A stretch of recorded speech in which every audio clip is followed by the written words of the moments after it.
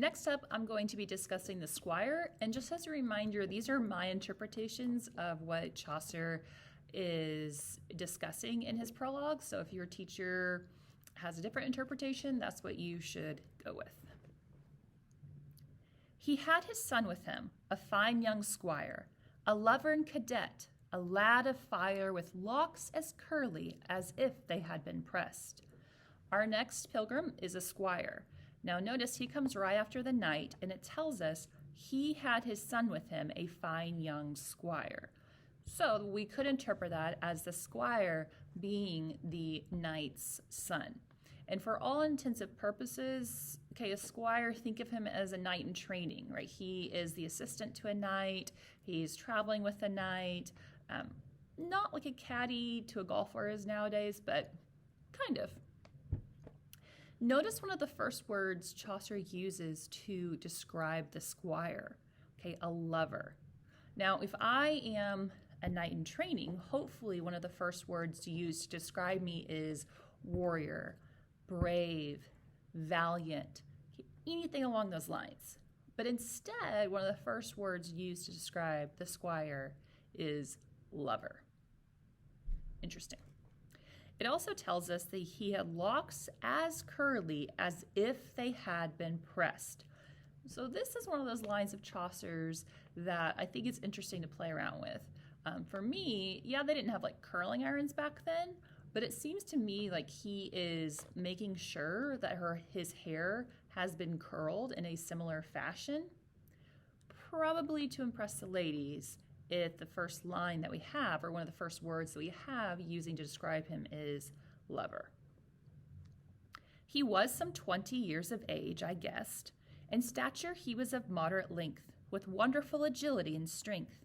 He'd seen some service with the cavalry in Flanders and Artois and Picardy, and had done valiantly in little space of time, and hoped to win his lady's grace. So it does tell us that he has fought in a few skirmishes, fought in a few battles, but if we look at our footnotes, it is interesting to note where these places are. Okay, it tells us that they're in what is now Belgium and northern France. Not too far from England, okay, a very quick trip for him. Unlike the knight who's going to these foreign lands quite far away. Okay, so yes, the squire is fighting, but why? And why only so close to England?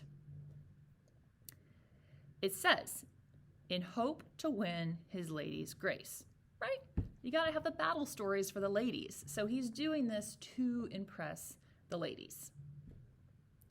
He was embroidered like a meadow bright and full of freshest flowers, red and white. Okay, so embroidery is like that intricate design of sewing, okay, very fancy. And so his tunic, right, the shirt that he's wearing is embroidered with these like red and white flowers.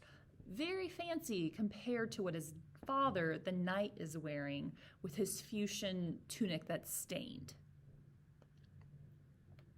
Singing he was, or fluting all the day. He was as fresh as is the month of May.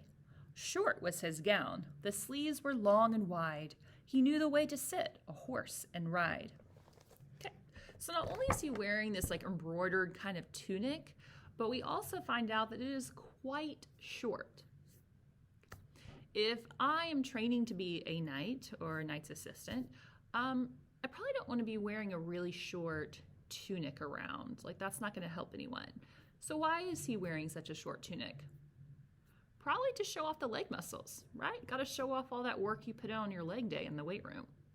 Again, impressing the ladies. It also tells us that the sleeves that he's wearing are billowy. So I always kind of picture those kind of those bell sleeves that kind of go out on the ends. Again, very impractical for a knight in training, for a squire. Okay, that's going to get in the way of a lot of things. So again, nothing he's wearing is practical. It's all for looks. It's all for the ladies.